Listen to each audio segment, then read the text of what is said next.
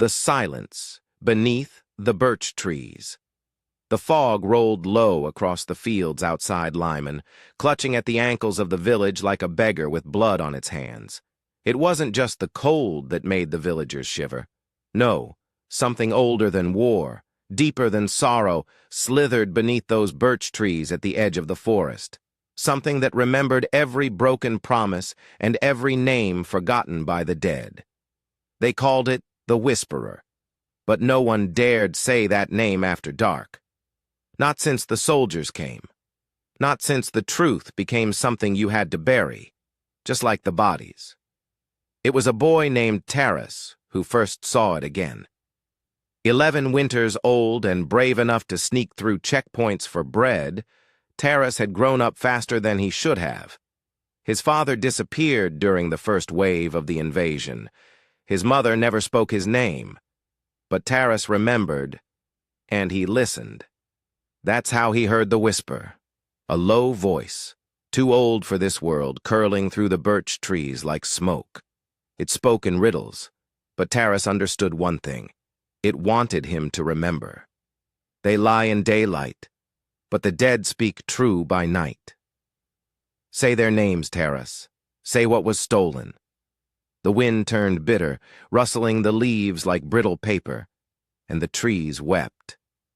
The next morning, Russian troops patrolled the village with smiles stretched too wide.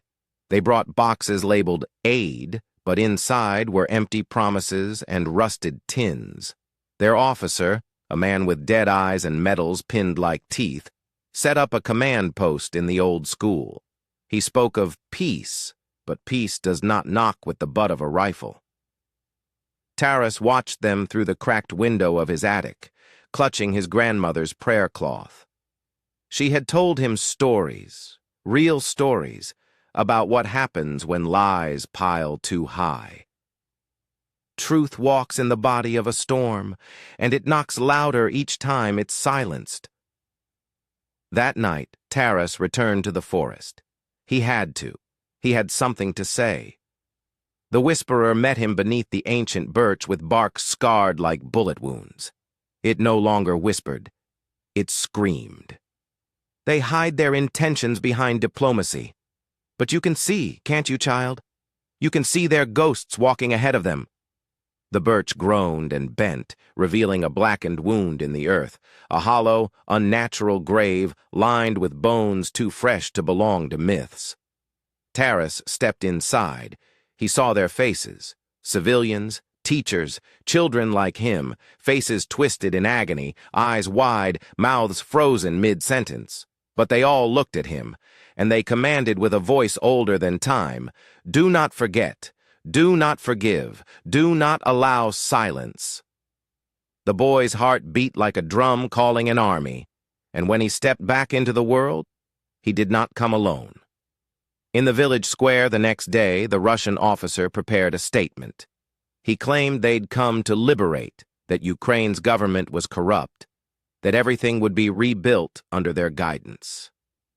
A translator fumbled through his words, but the villagers weren't listening. They were looking behind him, at the edge of the trees, where something was watching. The shadows shifted, then stepped forward. Taras stood in front of them, eyes glowing not with hatred, but with unbearable truth. He began to speak. One word at a time, each word a name, each name a story, each story a weapon, and with each syllable the officer stumbled. The wind picked up, windows cracked, the Whisperer had become a storm, and the truth, oh the truth, began to bleed from the cracks in every lie. The Russians tried to flee, but the birch trees bent unnaturally, barring their path. Some claimed they saw the trees move. Others said it was the ground, refusing to let invaders walk on sacred soil. What no one doubted was what happened next. The earth opened, and the forest swallowed every man who had spoken false peace. By sunrise, the soldiers were gone. Only one boot remained, half buried near the command post. The air felt lighter. The birch trees stood taller. Taras didn't speak of what happened. He didn't have to. Because every child in the village began to dream the same dream, of names, of voices, of marching forward into light, with the dead beside them. And far away, in a palace thick with secrets, a man awoke, screaming. Because the truth had learned to walk. Because you cannot make peace with a lie. Because silence, once broken, becomes a choir. And now, the choir was singing in Ukrainian. Do not forget. Do not forgive. Do not allow silence.